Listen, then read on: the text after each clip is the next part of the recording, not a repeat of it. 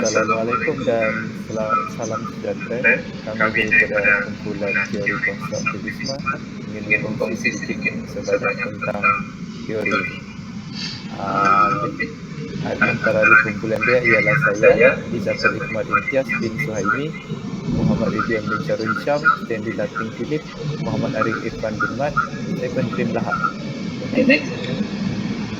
Untuk pengenalan, konstruktivisme ialah satu fahaman di mana pelajar diorang akan bina sendiri diorang punya pengetahuan, konsep secara aktif berdasarkan pengetahuan dan pengalaman mereka yang sedia ada. Dalam proses ini pelajar akan menyesuaikan pengetahuan yang diorang terima tu dengan pengetahuan yang sedia ada untuk membina pengetahuan baru.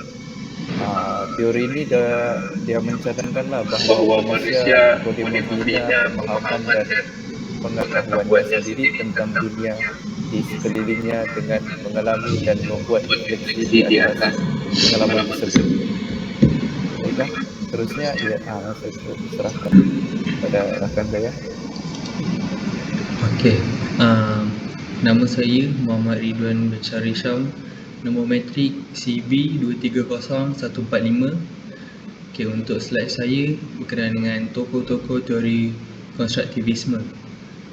Tokoh-tokoh yang ada dalam teori konstruktivisme ada 4 orang, iaitu Jean Piaget yang pertama, yang kedua adalah Jerome Bruner daripada 1915 hingga 1980, dan yang ketiga Lev Vygotsky daripada 1896 hingga 1934, dan yang terakhir iaitu John Dewey 1929.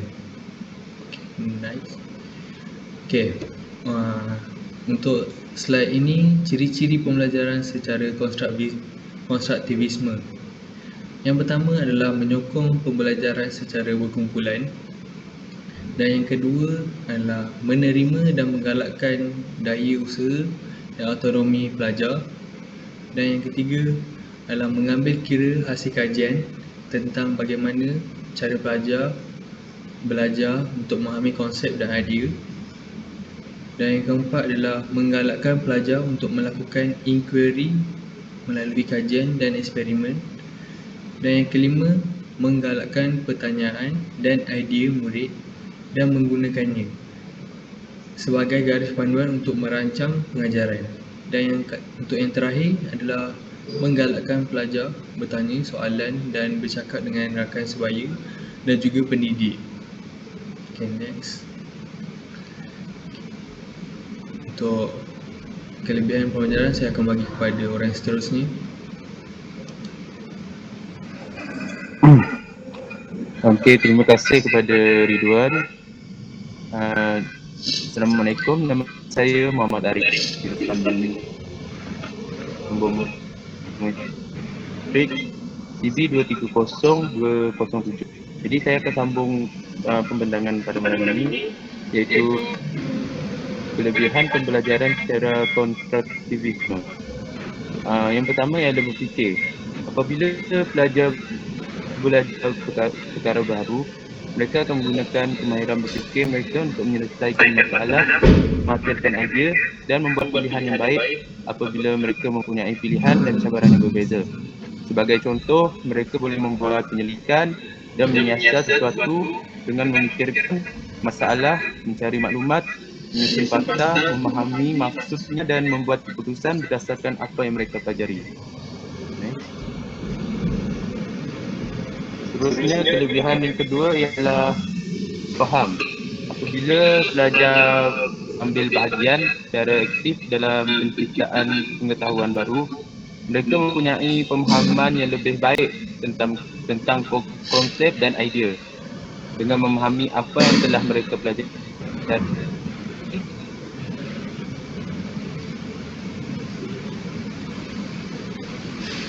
pelajar boleh berjaya menggunakan pengetahuan baru mereka dalam situasi kehidupan sebenar.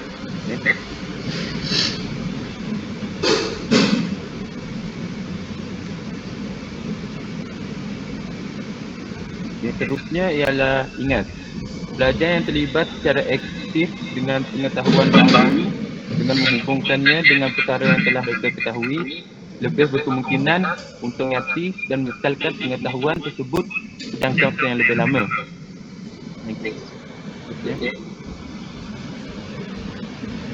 Seterusnya, kelebihan pembelajaran secara konstruktivisme ialah yakin. Apabila pelajar belajar konstruktivisme, mereka dapat memikirkan sesuatu sendiri. Ini membantu mereka berasa lebih yakin dengan diri mereka sendiri dan tidak takut untuk menangani masalah dalam situasi yang berbeza. Sebagai contoh, pelajar yakin untuk memberikan pendapat yang mereka tahu mengenai topik yang dibincangkan di dalam kelas. Seterusnya, kelebihan pembelajaran secara konstruktivisme seterusnya ialah kemahiran sosial. Pelajar yang mempunyai kemahiran sosial yang baik boleh bekerjasama dengan orang lain untuk menyelesaikan masalah dan mengatasi kesabaran. Kemahiran ini dipelajari apabila pelajar meluangkan masa bersama dan guru mereka dan belajar perkara baru bersamanya.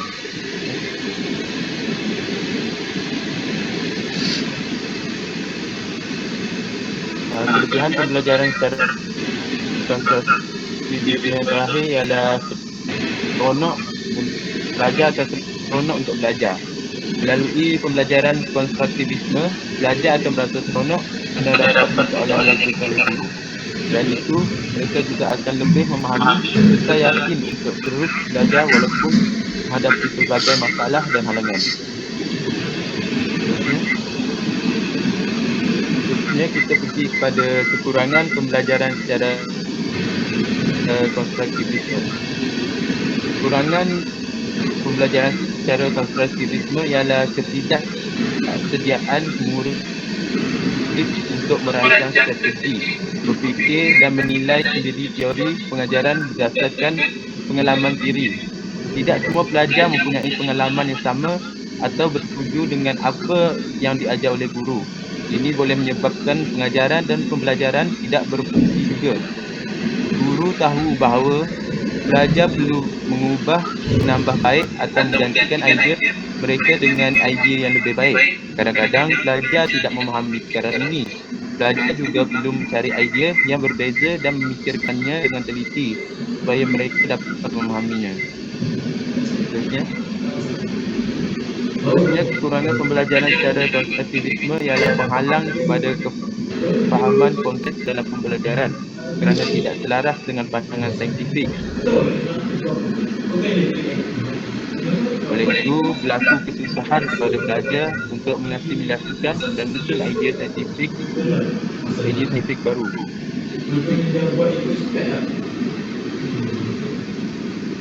Seterusnya, kekurangan pembelajaran secara konstruktivisme, guru merasakan mereka tidak mengajar.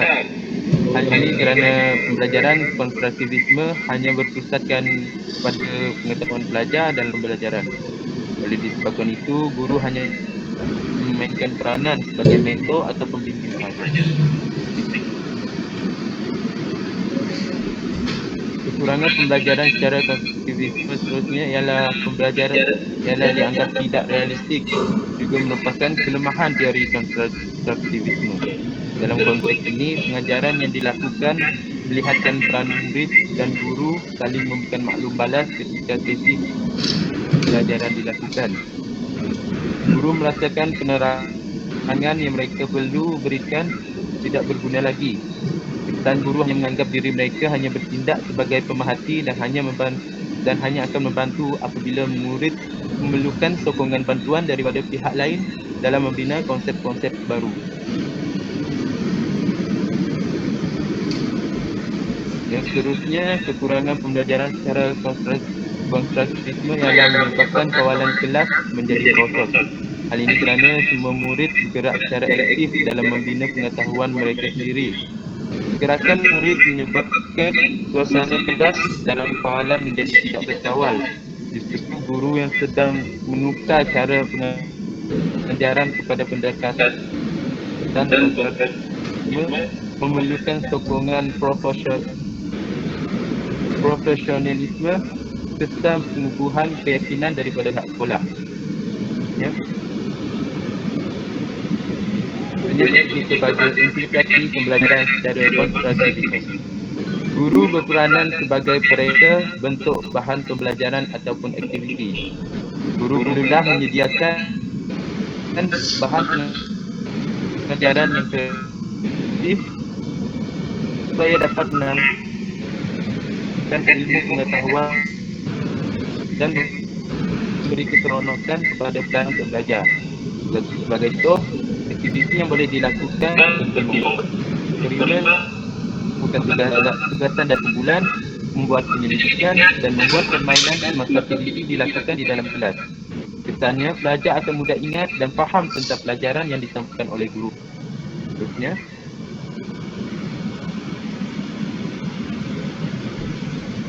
implikasi pembelajaran secara konstruktivisme ialah memudahkan guru untuk melakukan interaksi dengan pelajar. Guru dapat mendengar pendapat dari pelajar semasa aktiviti pembelajaran dilakukan dalam kelas. Misalnya, melakukan aktiviti seperti soal jawab dapat merangsang minda pelajar untuk berfikir dan menyatakan pendapat dapat mengungkapkan pemahaman mereka mengenai topik yang diberikan oleh guru. Dengan itu, melalui aktiviti tersebut dapat membuatkan interaksi guru bersama pelajar menjadi lebih baik dan menyebabkan pelajar tidak berasa takut untuk memberikan pendapat mereka masing-masing.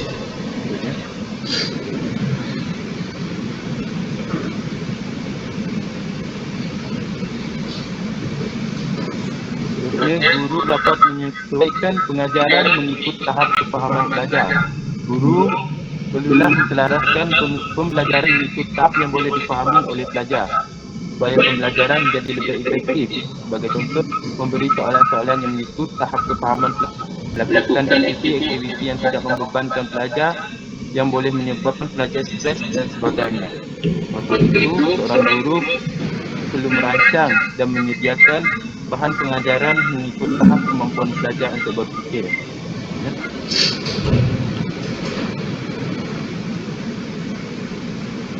Seterusnya ialah guru implikasi pembelajaran secara konstruktivisme ialah guru menggalakkan pembelajaran menemui penemuan. Guru membantu pelajar belajar dan memahami sesuatu secara sendiri dengan hanya memberitahu mereka maklumat. Guru menggalakkan pelajar mencarinya sendiri. Mereka boleh membaca dan mencari idea baru dengan cara yang menyeronokkan dan bebas. Sebagai contoh, melakukan perkara seperti bertanya soalan, memberikan aktiviti handphone, membiarkan pelajar memikirkan sesuatu sendiri. Kesannya ini membantu pelajar untuk lebih terlibat dan memahami sesuatu dengan lebih baik. Seterusnya, saya akan serahkan pembentangan ini dengan rekan saya.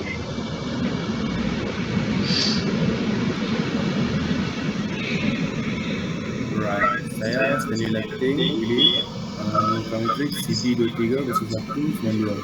Hari ini saya ingin menekankan bahagian saya iaitu konsep konstruktivisme.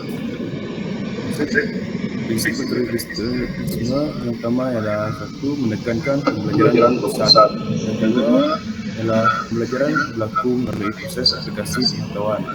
Yang ketiga ialah pembelajaran berlaku melalui interaksi dengan orang lain. Yang keempat, pembinaan pengetahuan dapat diajar dan dibimbing melalui proses scaffolding. Kelima, belajar membina pengetahuan yang bermakna kepada mereka. Yang keenam ialah pembelajaran baru bergantung pada pemahaman atau pengetahuan sedia ada. Yang ketujuh, pembelajaran bermula dari premis atau pengetahuan sedia ada hingga tercapai pemahaman baru. Yang kedelapan, interaksi sosial dapat membantu dan menyokong pembelajaran. Yang kesembilan adalah pembelajaran bermakna berlaku dalam konteks tugasan berasaskan ala laka. Yang terakhir, di prinsip konstruktivisme ialah guru dan rakan sebagai fasilitator pembelajaran. Ini adalah perbezaan antara teori konstruktivisme dengan teori tradisional. Perbezaan yang pertama bagi teori konstruktivisme yang pertama adalah penerokaan. Penerokaan murid menghadapi situasi dan masalah baru. Yang kedua adalah soalan daripada murid. Murid ditanyakan beberapa soalan yang berkaitan dengan situasi atau masalah yang dihadapi. Perbezaan yang ketiga adalah penyiasatan dan kajian spesifik. Murid memilih satu daripada soalan atau masalah yang dikemukakan dan menjalankan penyiasatan dan kajian penuh. Teori perbezaan yang terakhir adalah refleksi. Murid mencari hubung kait antara soalan dan masalah yang dijanakan dan membuat generalisasi. Murid akan menemui situasi atau masalah yang baru untuk dipakei dan disasar. Perbezaan bagi prinsip tradisional pula ialah yang pertama adalah pengenalan kepada konsep. Konsep dikenakan secara didaktif kepada murid. Yang kedua adalah latihan. Murid diberi banyak latihan bagi mengumpulkan konsep tradisional. Yang terakhir, aplikasi. Murid mengaplikasikan konsep yang dipelajari dalam keadaan dan situasi yang baru. Itu saja daripada saya. Sebenarnya saya akan pas ke rakan saya.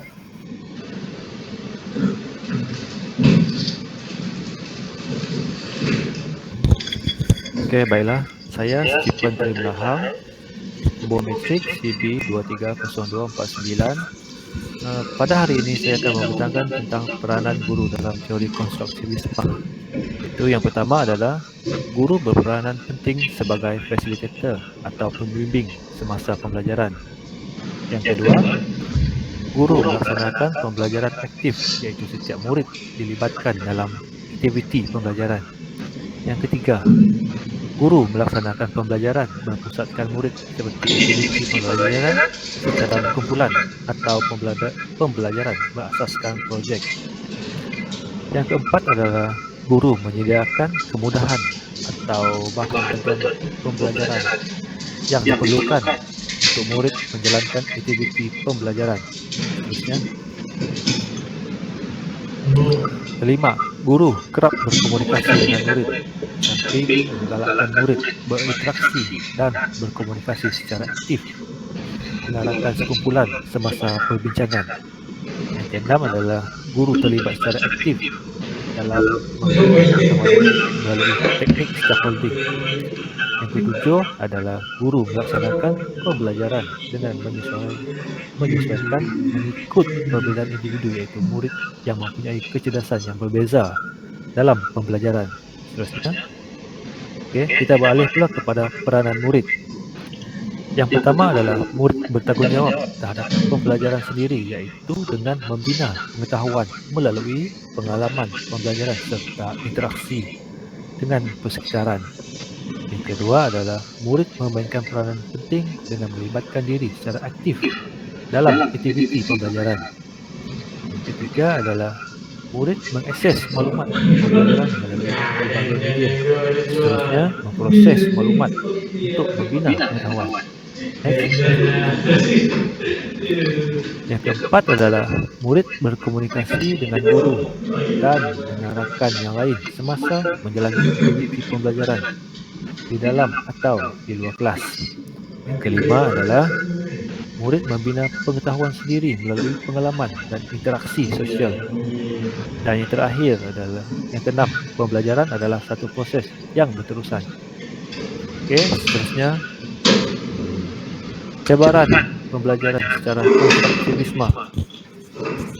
Yang pertama adalah perlu memberikan pelajar peluang dan ruang untuk belajar secara menyeluruh. Guru mesti menggabungkan kaedah teknik dan aktiviti yang sesuai untuk meningkatkan kognitif pelajar. Cabaran guru termasuk mendapati perbezaan individu murid menilai pengetahuan sedia ada dan menghadapi kumpulan murid dengan kemampuan kognitif yang berbeza-beza. Yang keempat, guru perlu memastikan kefahaman dan pengetahuan murid terbina secara tepat dan berkesan walaupun pelibatan murid yang aktif dalam pembelajaran. Yang kelima, guru perlu memastikan bahawa murid yang yang diperoleh oleh murid maklumat yang diperoleh oleh murid adalah tepat dan sesuai dengan topik pembelajaran. Yang keenam, guru juga perlu memastikan kawalan kelas yang baik. Dan yang ketujuh adalah guru mesti sentiasa kreatif dan kritis dan menyokong profesional pada sekolah adalah penting. Okey, seterusnya saya akan serahkan kepada kawan saya iaitu Izzatul.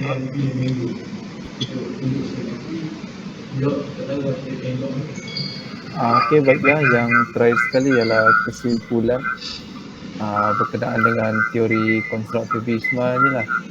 Teori ni dia mempunyai kekuatan yang terdiri untuk mencipta untuk diaplikasikan sebagai alat kognitif yang baik. Teori ini sangat sesuai untuk pembelajaran yang melibatkan pengetahuan dan pengenalan sebelum pengetahuan lanjutan dalam persekitaran proses pembelajaran.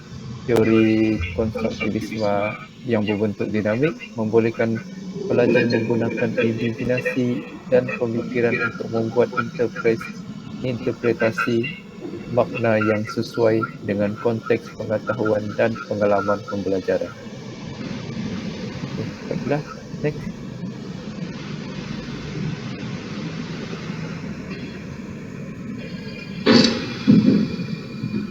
Okay. Ya, itu saja daripada kami. Terima